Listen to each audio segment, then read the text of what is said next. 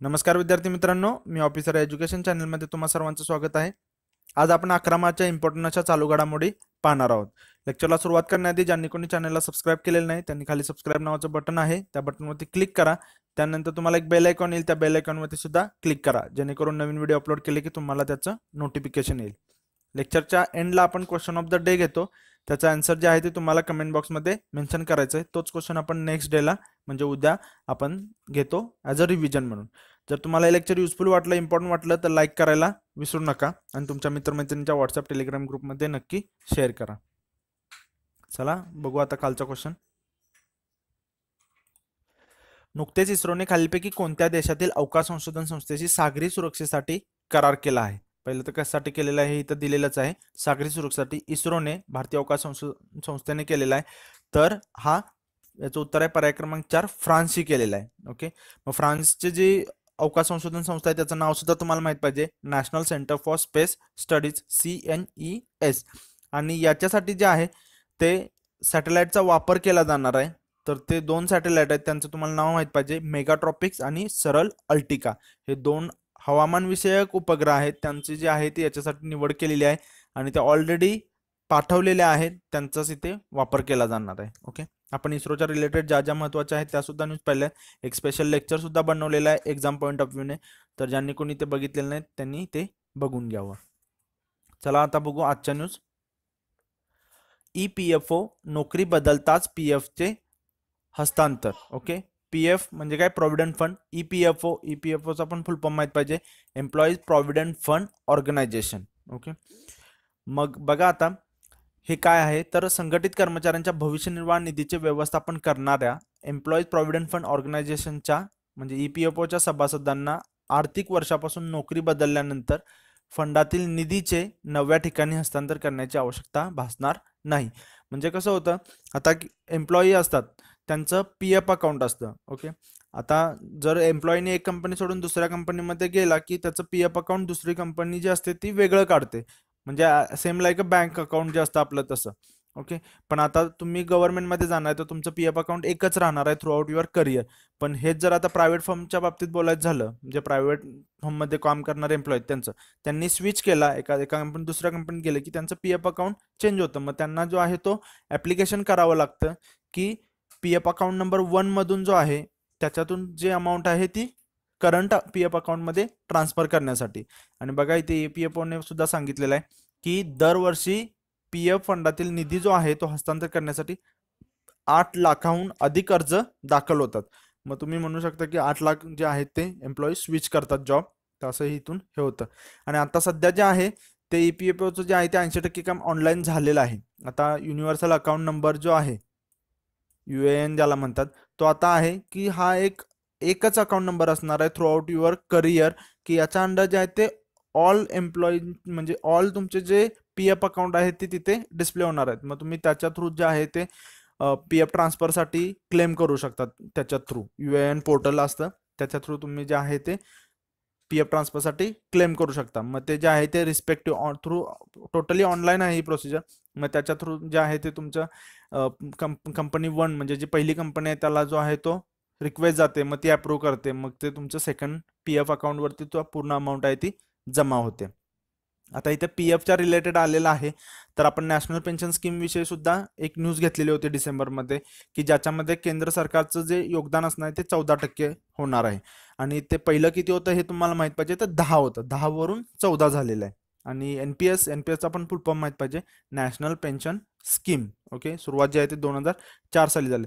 आता जे आता ऑलरेडी एम्प्लॉईड आहेत, जे काम करत आहेत त्यांना माहीत असणार आहे, त्यांचं PF अकाउंट असेल, त्यांनी लॉग इन करून बघितलं असेल तर त्यांना तिथं पूर्ण इन्फॉर्मेशन दिसते की पेन्शन स्कीममध्ये म्हणजे पेन्शन स्कीममध्ये किती अमाऊंट जाते. ओके, एम्प्लॉयर जो आहे तो भाग किती आहे, एम्प्लॉई भाग किती आहे, हे पूर्ण त्याच्यामध्ये डिटेल असतं. पण हे जस्ट तुम्हाला एक नॉलेजसाठी असावं म्हणून सांगितलं. तर आता बघा, सेवानिवृत्तीनंतर जे NPS अंतर्गत जी काढली जाणारी रक्कम आहे ती सुद्धा आता करमुक्त केलेली आहे. ओके, तर जे NPS अंतर्गत जी पूर्ण रक्कम जमा होते त्याच्या 60% रक्कम जी असते ती काढता येते आणि 40% रक्कम जी असते ती पेन्शन योजनेमध्ये जमा केली जाते. आणि ही जी आता 60% जी काढली जाणार आहे ती जी आहे ती टोटली करमुक्त केलेली आहे. याच्या आधी जी होती ती 40% जी होती ती करमुक्त केलेली आणि वरची जी होती ती त्याच्यावर कर आकारला जायचा. ओके, हे जस्ट तुम्हाला माहित पाहिजे. याच्या रिलेटेड क्वेश्चन आला तर तुम्हाला फुल फॉर्म पण माहित पाहिजेत आणि एनपीएस विषयी जे आहे पर्सेंटेज ते सुद्धा माहित पाहिजे. बघू पुढे. मदर तेरेसा यांच्यावर बनणार बायोपिक. तर बघा, नोबेल पुरस्कार विजेत्या, आता नोबेल पुरस्कार विजेते आहेत तर तुम्हाला माहित पाहिजे त्यांना नोबेल कधी मिळाला, 1979ला मिळालेला शांततेचा नोबेल. तर तुम्ही कमेंट बॉक्समध्ये मेन्शन करा की नोबेल विषयी यावेळीचं जे आहे ते तुम्हाला कोण कोण माहित आहेत, कारण येणाऱ्या एक्झाममध्ये त्याच्याविषयी क्वेश्चन बनू शकतो.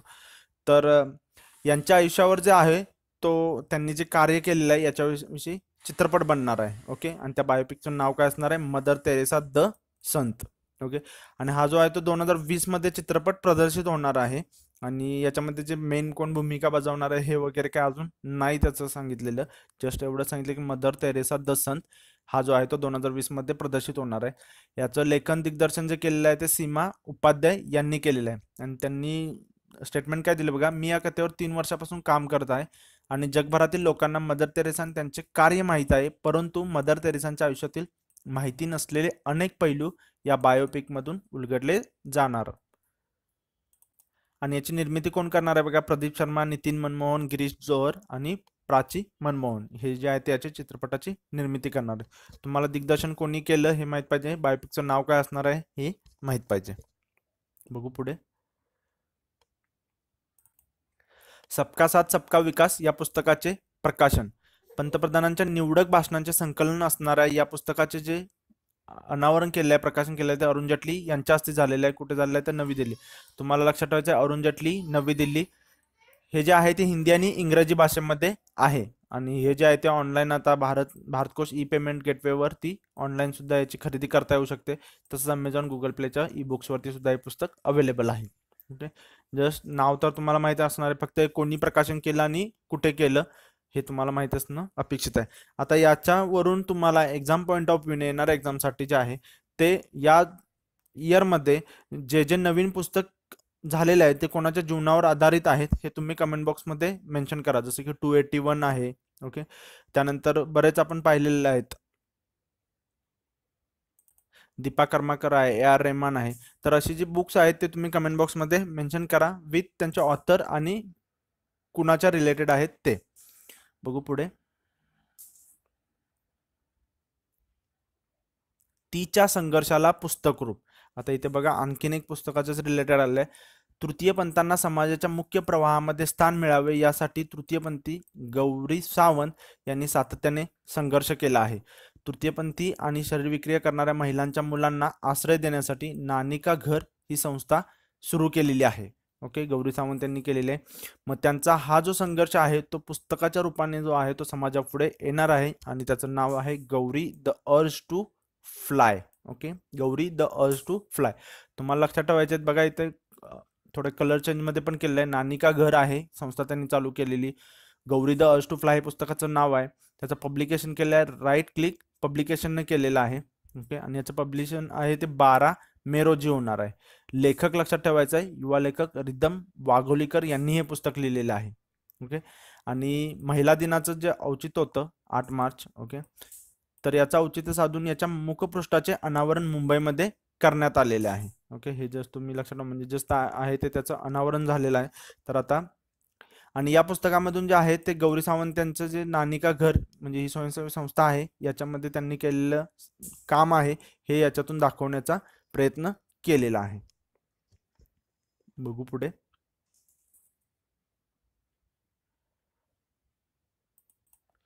ग्रेटर नोएडा येथे पंडित दीनदयाल उपाध्याय पुरातत्व संस्थेचे उद्घाटन करण्यात आलेले आहे. तर कोणाच्या हस्ते झालं? पंतप्रधान नरेंद्र मोदी यांच्या हस्ते झालेला आहे. आणि याचा जो परिसर आहे तो 25 एकर क्षेत्रफळाच्या क्षेत्रात उभारण्यात आलेला आहे. तुम्हाला जस्ट लक्षात ठेवायचं आहे की पंडित दीनदयाल उपाध्याय पुरातत्व संस्थेचे उद्घाटन कुठे झाले, लोकेशन लक्षात ठेवायचं आहे आणि कुणाच्या हस्ते झाले. आता याच्याविषयी डिटेलमध्ये सांगायचं झालं तर 1959 साली प्रसिद्ध पुरातत्व शास्त्रज्ञ बी लाल यांच्या मार्गदर्शनाखाली भारतीय पुरातत्व सर्वेक्षण कडून स्कूल ऑफ आर्किओलॉजी हे विद्यालय सुरू केले गेले आणि 1983ला या संस्थेला जे आहे पुरातत्व संस्था असं नाव प्राप्त झालं, इन्स्टिट्यूट ऑफ आर्किओलॉजी. ओके, हे जस्ट तुम्ही एक बॅकग्राऊंड माहीत असावं. आणि ही जी संस्था आहे ती संस्कृती मंत्रालयाच्या अंतर्गत भारतीय पुरातत्वीय सर्वेक्षण याचा एक शैक्षणिक असा विभाग आहे. ओके, आणि ही संस्था पुरातत्व शास्त्र विषयात विद्यार्थ्यांना एक समर्थक, उत्साही आणि आव्हानात्मक शैक्षणिक वातावरण निर्माण करण्याचा प्रयत्न करते. ओके, पंडित दीनदयाल उपाध्याय पुरातत्व संस्था, ग्रेटर नोएडा. बघू पुढे. Question of the day, Gauri the urge to fly हे पुस्तक खालीलपैकी कोणी लिहिले आहे? आशा करतो तुम्ही याचा आन्सर जे आहे ते कमेंट बॉक्समध्ये मेन्शन कराल आणि तुम्हाला हे लेक्चर आहे ते युजफुल वाटलं असेल, इम्पॉर्टंट वाटलं असेल. भेटू पुढच्या लेक्चरमध्ये, तोपर्यंत धन्यवाद.